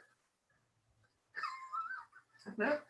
Y Stephanie no sabe cómo decirle, no, ya no se puede, tiene que dar otro paso. Pero ni siquiera es un paso muy así espiritual, es un paso casi, ¿no?, biológico, decirle, no se puede reensamblar. Y ahí el robotito, es muy interesante lo que ocurre porque él ahí asocia que los del gobierno que lo estaban viniendo a buscar lo querían desensamblar. Eso ya lo sabía, pero no había tomado conciencia de lo que significaba desensamblar cuando no hay un reassemble. Cuando el robotito se da cuenta de lo que le está diciendo Stephanie, se asusta, sale corriendo, o sea, tiene miedo, ¿ven?, por primera vez. Yo siempre uso esa escena. Es un paso, ¿no? Muy, muy interesante. Profe. Sí, Arturo. Si en esto yo me pusiera como abogado del diablo, Dale. intentara dialogar mi noción de creación, partiendo de la finitud. Y yo esto se lo dijera, por ejemplo, a un yogi, y un yogi me podría responder, bueno, pero yo puedo acabar con mi individualidad, sea a través de la meditación, del vacío, de lo que sea. Entonces, ¿dónde queda fundamentada mi finitud? O sea, a ver si me explico mejor. Arturo, tenemos un problema de audio. A ver. Lo que me hace... Porque además es muy curioso, en la pantalla hay dos Arturos. Un Arturo que tiene imagen y está silenciado, y otro Arturo que... Pasa que no sé por qué el... Ahora se escucha mejor. El micrófono se me registra diferente. Bien, bien. Ah, bueno. Decía que si yo ante alguien que se sitúa en otra circunstancia de la vida, como un yogi, por ejemplo. Es lo que yo decía antes. Que te puedo decir, yo puedo perder mi individualidad y me puedo fundir con la nada, sí, es lo que te siguiendo estando vivo, y soy persona. Él me podría decir, pues, tu noción de finitud es limitada para explicar mi realidad. No sé si me doy a entender. Sí, no, totalmente. Y ahí llega el límite. Yo todavía a eso me parece que no llegué. Porque en última instancia la preocupación por la desaparición de la existencia individual es también una noción judeocristiana occidental.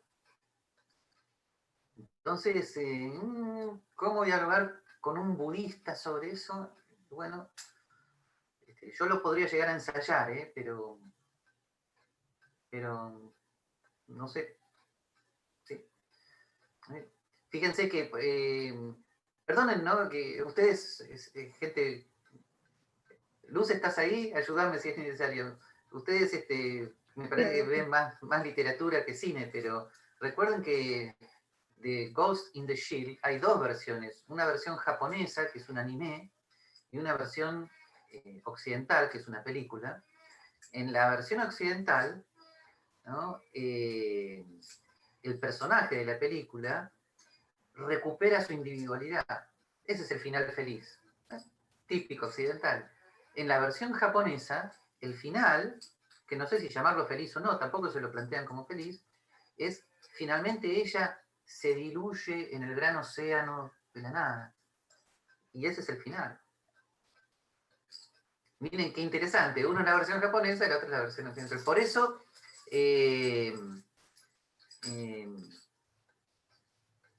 lo que pasa es que ahora todo se mezcló, ¿no? No digo que necesariamente lo japonés sea así, no, hay películas japonesas donde el tema de la muerte del individuo importa, pero no creo que sea totalmente casualidad. En otro anime japonés muy, muy interesante, Evangelion, lo mismo, el final también es un sumergirse en la nada. Por supuesto que hay diálogos entre occidentales y budistas. Heidegger dialogó con el budismo, porque entonces viene el tema de, ¿pero qué es la nada? ¿No? Y ahí otra vez el tema, ¿no será que con la palabra nada designamos a lo que está fuera de Dios? Y bueno, ahí otra vez. Pero bueno, en fin. A ver, Andrés dice, esperen un poquito.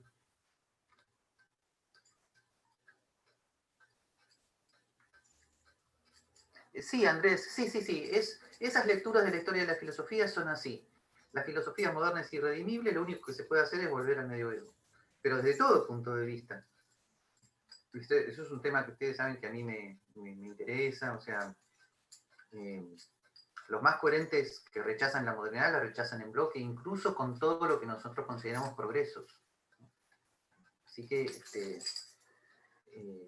y después Andrés dice, Thomas Molnar, Miguel Federico Sciacca, Karl Dolphin, por poner ejemplos.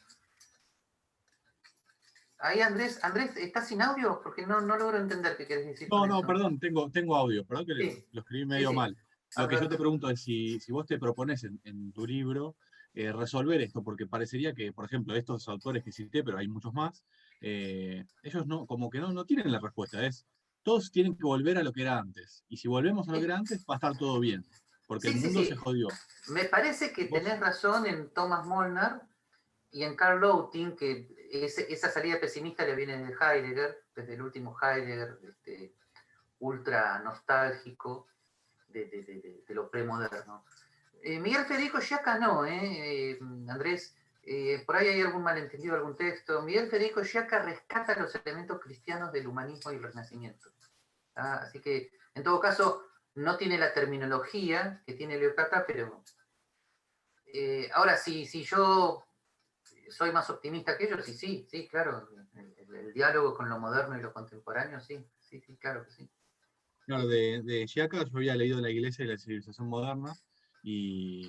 Pero es que con el término moderno eso les pasa a todos, también le pasó a Romano Guardini con el libro El fin de los tiempos modernos, donde no queda nada tampoco, o sea, todos estos autores, excepto Leocata y un italiano que ahora me olvidé el nombre. Noche.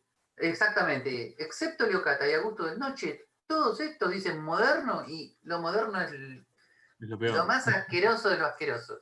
Entonces, después, si vos por ejemplo, en casos como Guardini y Sciacca, si vos le preguntaras un poco más, te dicen, no, pero sobre todo, miren qué interesante, bueno, yo no sé cuántos de ustedes serán católicos, ¿no? Pero cuando los obispos en el año 60 se plantearon el diálogo con el mundo moderno y surgió el Vaticano II, entonces, ¿pero con qué mundo iban a dialogar si estaban formados en esa filosofía? Y en realidad muchos de esos obispos ya habían superado eso, pero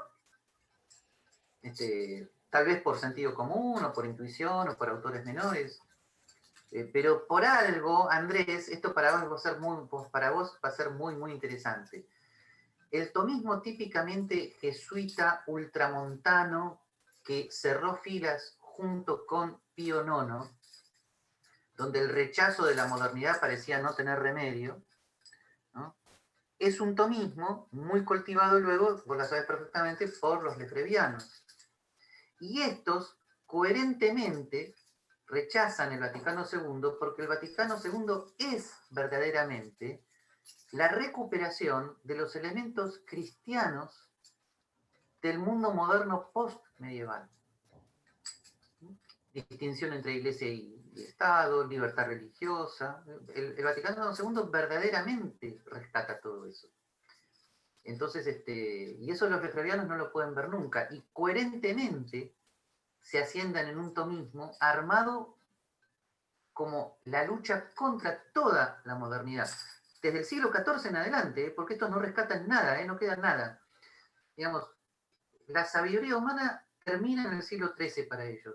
Después no hay nada más. Absolutamente nada más. El cual, nunca mejor dicho. Y listo. Es muy difícil hablar ya con gente así. Es difícil. Y bueno, pero todo depende de cada caso, ¿viste? Pero sí. Pero esto te lo puse como un caso. El prejuicio negativo, ¿no? El prejuicio negativo que decías. Sí, exactamente. Aunque yo apostaría que Pío IX sí hubiera firmado el Vaticano II. Bueno, no. Por eso te dije, mirá que en un momento maticé la expresión y dije, donde parecía no haber salida. Porque conocés la historia, sabés que luego de 1864, cuando sale la Cuanta Cura, viene la aclaración de Monseñor Dupanloup. La aclaración de Monseñor Dupanloup ya es una interpretación liberal católica de la Cuanta Cura, y Pío IX no solamente no le dice que no, sino que le manda una carta de felicitación. Entonces, hasta hoy, algunos se preguntan, ¿pero qué pasó por la cabeza de Pío IX ahí? ¿Okay?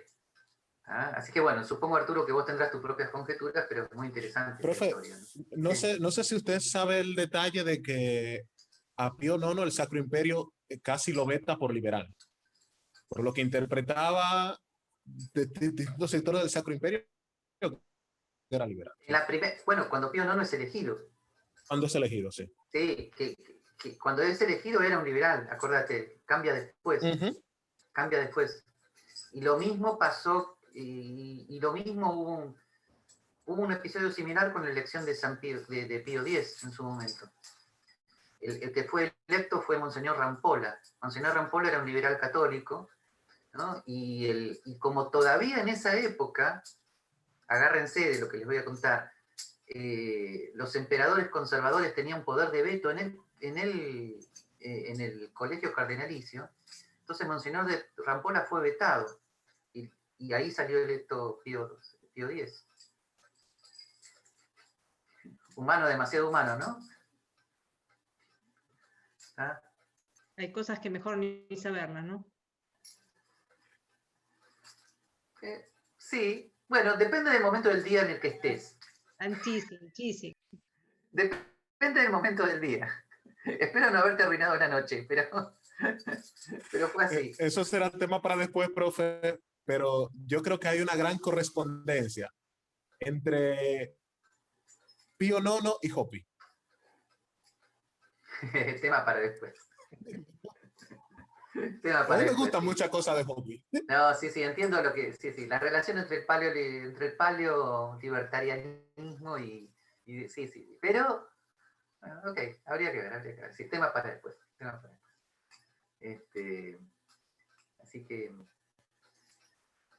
Así que bueno. A ver, vamos a...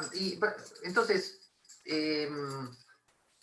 ¿cómo es la situación para el próximo encuentro? Perdón, no estoy cortando la sesión, solamente quiero organizarme. ¿Ya todos van a leer el punto 2? ¿Ya para el próximo encuentro? ¿Ok?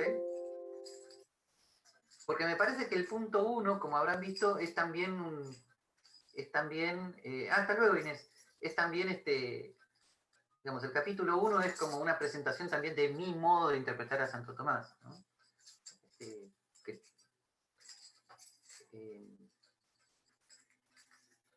De todos modos, una cosa que les recomiendo para la vez que viene es que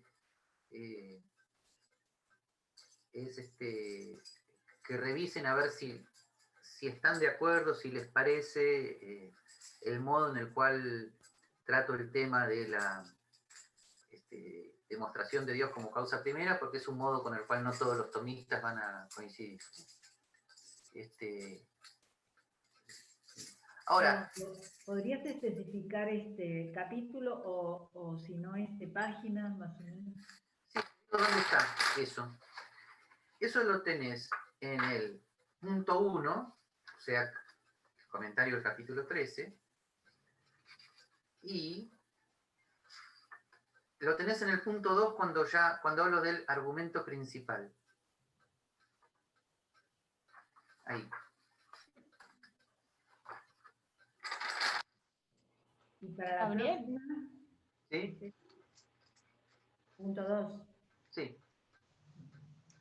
Estaba realizando mis notas de la lectura pasada, sí. Y hay una parte en la que vos hablás de esto de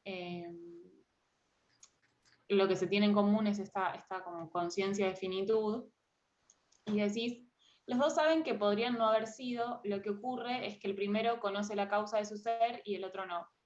Por supuesto, reiteramos que todo esto presupone haber pasado de una existencia inauténtica, donde se vive en la no conciencia de la finitud de la propia existencia, a una existencia auténtica, donde surge la pregunta por el sentido de la propia vida. Sí, sigo opinando lo mismo. Sí, tengo como dos cosas, una me surgió ahora mientras lo estaba releyendo. Sí. Yo me había notado como al costadito una referencia a Tomás Abraham, que cuando el año pasado vos, Brian creo que había armado el diálogo que Brian hizo, sí. Él en un momento te dijo que él no se preguntaba por el sentido de su vida. Y mi pregunta es, ¿vos considerás que él te estaba diciendo eso desde una existencia inauténtica? No, en el caso de él obviamente no. Yo creo que sencillamente el horizonte filosófico de ambos estaba tan alejado que no encontramos ahí un punto en común. Con un poquito más de esfuerzo se podría haber encontrado, con un poquito más de conversación. incluso con un poquito más de intimidad, porque estábamos en público, ¿ok? No, yo creo que está totalmente anestesiado de la pregunta por el sentido de su existencia, ni siquiera podría haberte dicho eso. Porque Tomás Abraham, yo no pude seguir conversando con él, yo tenía ganas de preguntarle, ¿usted qué está intuyendo cuando dice que eso no se lo pregunta? ¿Qué es eso para usted? Y estoy casi seguro que no hubiera sido lo mismo que para mí. ¿Ah? Pero no, en una radical anestesia de la propia conciencia, ni siquiera se podría haber planteado, ni siquiera podría haber dicho, eso no me lo planteo, ¿no? En esos casos hay que seguir conversando, hay que ver qué pasa ahí, pero vuelvo a decir, en los debates públicos hay que tener mucho cuidado porque esas conversaciones van a niveles muy íntimos. Entonces, no se puede seguir avanzando. Sí, me pareció como raro, como en el libro lo pones en tan tajante, o estás acá o estás acá, por lo menos en ese fragmento, ¿no? Del capítulo 1 me pareció. Y por otro lado, al releerlo, vos pones, como explicás así escuetamente, existencia inauténtica igual no conciencia de finitud. Entonces, como la lógica sería existencia auténtica, conciencia de finitud, pero vos saltás ahí directamente a la pregunta por el sentido de la vida. O sea, ¿está tan relacionado eso? Bueno, o sea, ¿es una consecuencia directa? Bueno, sí, sí, se me podría objetar que yo ahí, no, se me podría objetar que yo no hago grados en el pasaje a ese despertar de la conciencia auténtica, o prácticamente no hice graduaciones, que hubieran sido, si querés, psicológica y existencialmente importantes. Ten en cuenta que a veces yo escribo demasiado rápido y corto. Entonces, que es un defecto, es un defecto, pero tiene que ver con el juego de lenguaje que tenía Santo Tomás, que era igual, rápido y corto. Entonces, en esos casos eso me impide plantearme grados existenciales, pero yo sé que los hay y que en ese momento no los pude relacionar. Este año, el año pasado, con la lectura de las novelas de Unamuno, me empecé a dar cuenta de esa sutileza, ¿no? O sea que entre el que está totalmente anestesiado y el que está en una existencia auténtica como la que puede tener Woody Allen en una de sus películas, hay una graduación, ¿no? Todavía no lo puedo escribir, pero hay grados. Y te puedo hacer una pregunta más en relación a esto. Sí. ¿No te parece tal vez que intentando ser un texto, ¿no? que abriera el diálogo tal vez, hablar directamente de existencia inauténtica no es como muy... Bueno, es que tomé la expresión de la famosa traducción de José Gauss al libro de Heidegger y curiosamente cuando la utilizo con la esperanza de que los no creyentes que están en la misma onda existencial establezcan el diálogo. Justamente. O sea, por la terminología heideggeriana, digamos. Sí, sí. Reconozco que no es una terminología tal vez psicológicamente apropiada para todo lector. Yo cuando escribía estaba pensando en el que me iba a objetar desde lo más profundo de la filosofía contemporánea.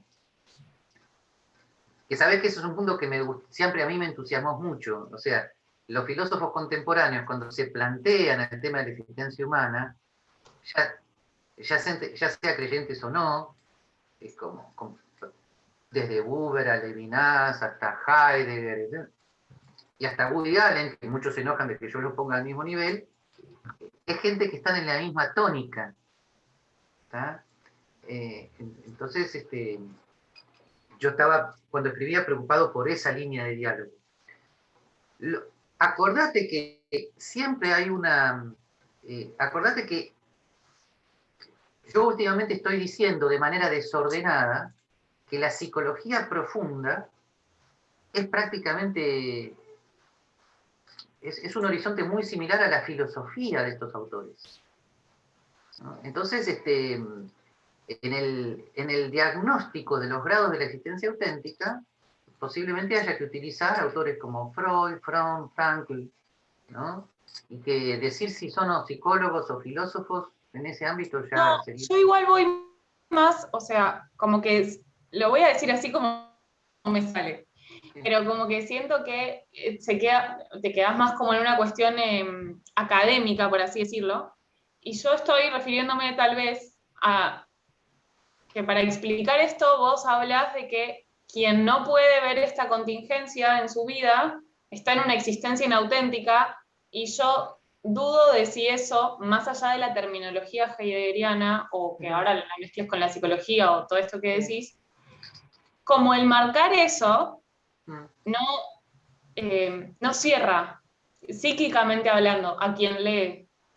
¿Se entiende como la diferencia? Más allá de vos desde qué argumento teórico lo... Bueno, lo que yo estoy tratando de decir, en términos de los psicólogos que te dije recién, es que el que está sumergido en la alienación no puede filosofar.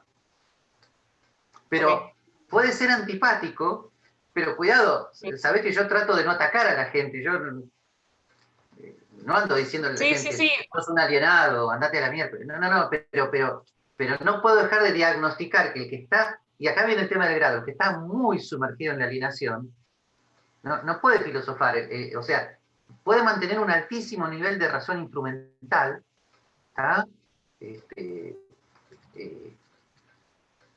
Pero no puede filosofar.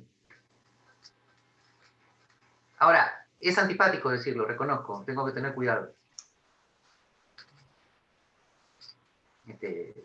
Además... Sí, o sea, porque yo te contestaría, no puede filosofar en los términos de cómo ve la filosofía Gabriel Zanotti.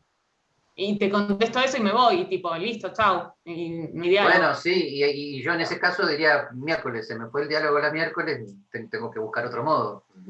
No fue mi intención. pero vos sabés que me parece que has sido testigo en algunas oportunidades cuando yo comento algunas películas de Woody Allen, lo que a mí más me fascina pero a la vez preocupa de esas situaciones es que en general las personas comienzan a despertar cuando ven la película. Por lo tanto, dado que comienzan a despertar, no estaban totalmente alienados. Había algo ahí, ¿no? ¿Okay? En última instancia es la alegoría de la caverna, otra vez, el filósofo es el que viene y trata de despertar, ¿no? Pero hacerlo de manera tal que el diálogo no se corte es un arte muy complicado. Y prácticamente no hay fórmulas. No. Disculpame lo no académico. Si vos estás en un mal día y el otro también, se acabó, ¿viste? Y sí. Así que... Pero bueno, ese tema de la filosofía como el despertar puede llegar a ser... Pero vuelvo a decirte, como el diálogo con el no creyente es lo que a mí más me apasiona, y como hay tantos no creyentes que están despiertos, entonces ahí encuentro una línea de diálogo. No sé si... Sí. Hay tantos no creyentes totalmente despiertos. Bueno, Freud era uno. Y el diálogo que él establecía con esto es muy interesante, apenas si lo escribí, pero en el libro sobre Freud y cristianismo hay una referencia al diálogo que él tiene con Oscar Fichter. Esto es muy interesante porque para Freud el cristiano, el judío y el cristiano viven en una ilusión, ¿no? Su gran libro El porvenir de la ilusión. Y Oscar Fichter, cuando le escribe, y además Oscar Fichter hace un ensayo sobre ese libro de Freud, que está publicado solamente en Alemania en francés, no hay edición española, Ahí Oscar Fichter lo que le dice a Freud es que no está hablando del cristianismo en tanto cristianismo, y prácticamente Fichter le llega a decir, en realidad el cristiano con el que está hablando soy yo, el único cristiano con el cual está hablando, y además le dice, y la prueba de que el cristianismo es mejor de lo que usted supone, es que para mí, dice Oscar Fichter, usted es cristiano. Le dice, a ver, usted es una persona tan amable, etc. Ustedes, bueno, yo creo que ahí recién en ese diálogo Freud pudo vislumbrar algo de cristianismo que no tuviera que ver con pensamiento mágico, alienación, superstición. Y eso ténganlo todos en cuenta. Muchos no creyentes, cuando critican a la fe, lo que están criticando son las deformaciones de lo religioso, que son muy terribles.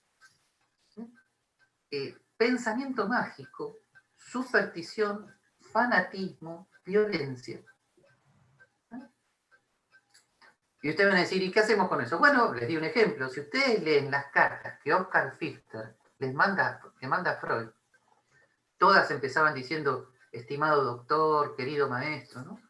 Ahí van a ver que verdaderamente Freud por primera vez en su vida se encontró con un cristiano.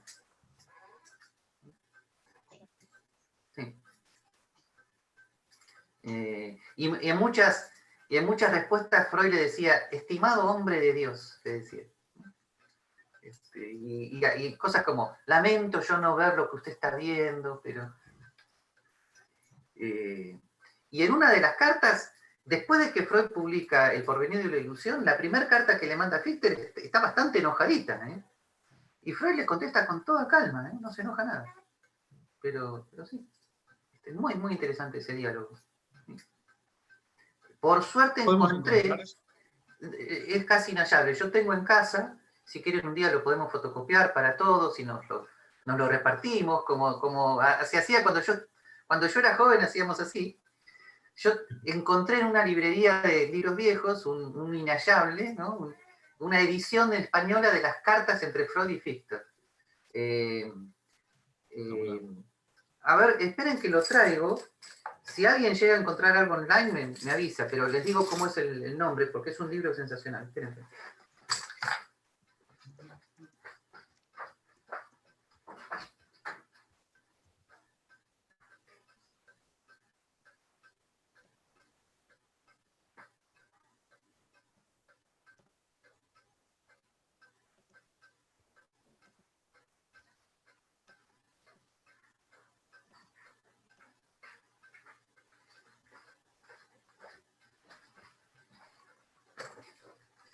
Bueno, acá está. Es del Fondo de Cultura, así que existe la esperanza de que pudiera ser reeditado. A ver. Hay uno en Mercado Libre a la venta. Ah, bueno. Tal vez el libro se llama Sigmund Freud y Oscar Fichter, Correspondencia, 1909-1939. Y la edición que yo tengo es del Fondo de Cultura del año, les digo el año, acá está, 1966, no es para tanto, 1966. Lo que pasa es que está hecho pelota el libro, pero bueno. ¿Ah?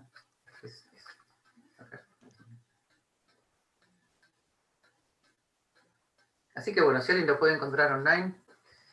Y Mariana, mirá que vos tenés la gran ventaja de leer, de poder leer en alemán el ensayo que Fichter escribe sobre el porvenir de la ilusión de Freud, que tiene una sola traducción, que es al francés.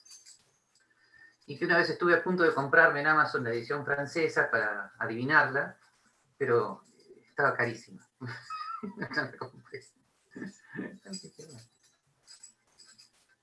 Sí.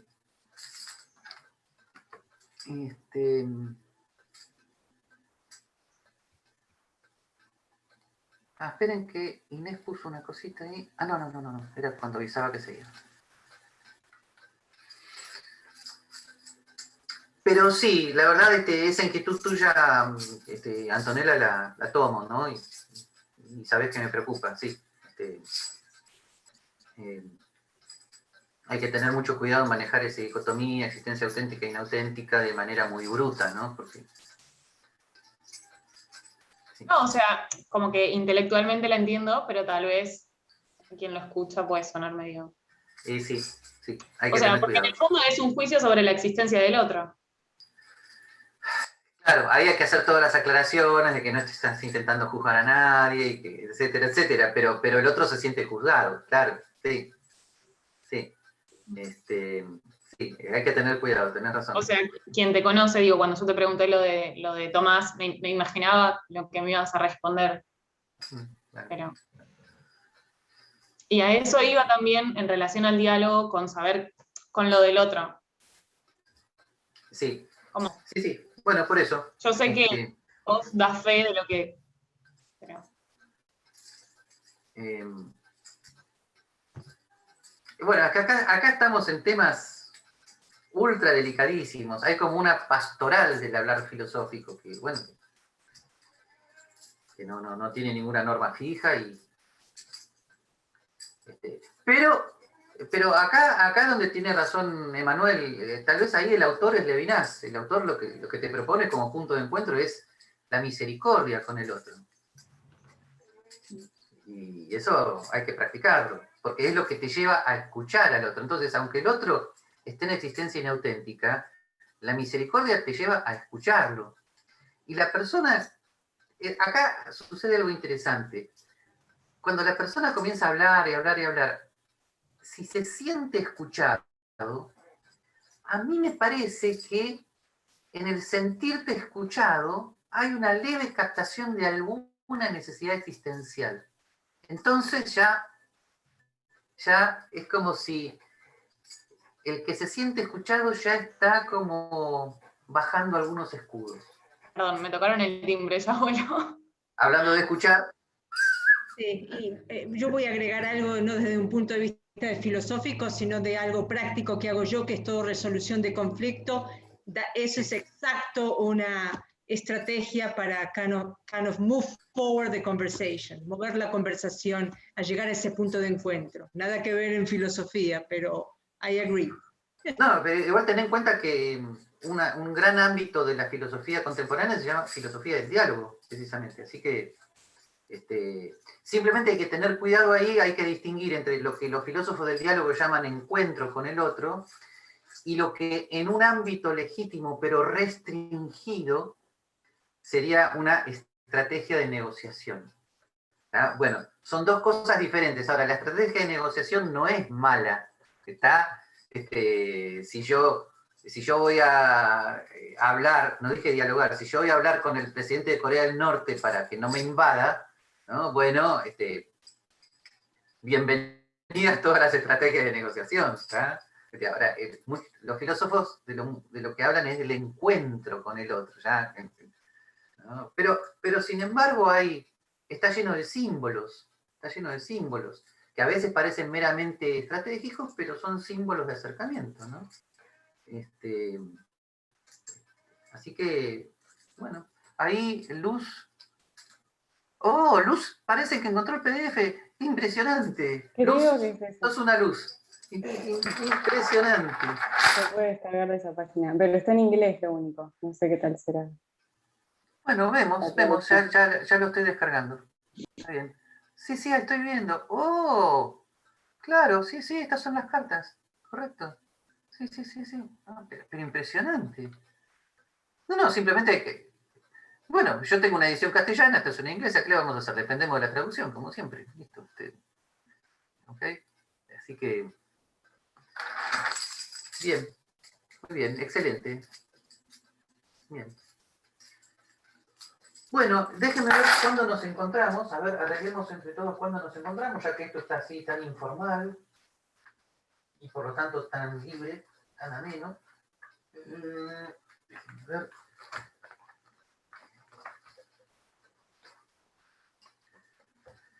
Bien.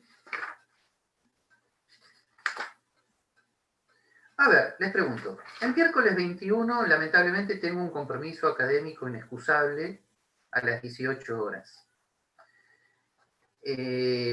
lo más probable es que a las 19:30 esté terminando. Por lo tanto, a ver, tenemos varias opciones.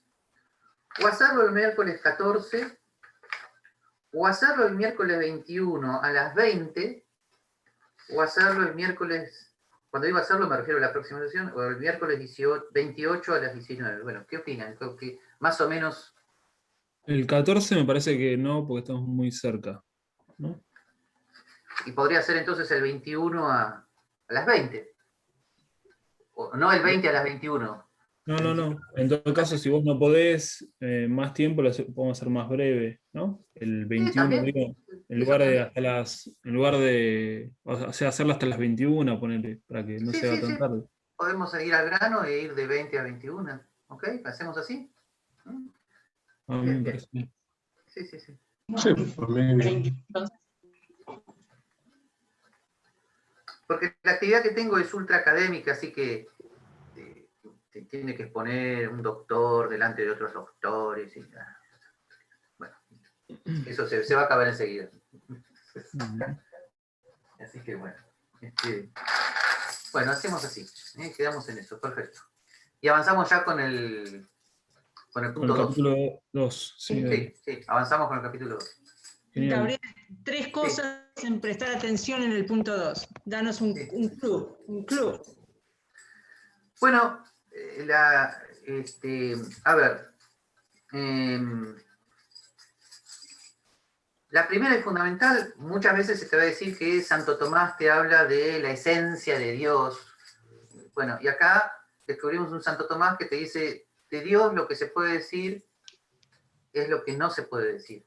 O sea, de Dios se puede decir que no es criatura, y todas las consecuencias de que no es creado, no es criatura, ¿no? Sí.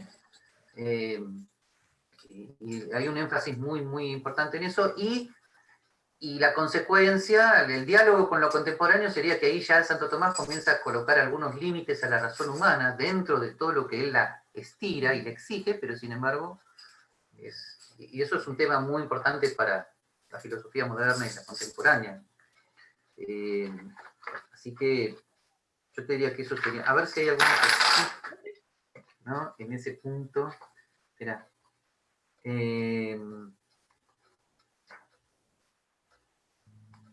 Sí, el tema del conocimiento. Los anexos que están ahí son el tema del conocimiento, la armonía de razón y fe, el supuesto racionalismo de Santo Tomás. Bueno, sí.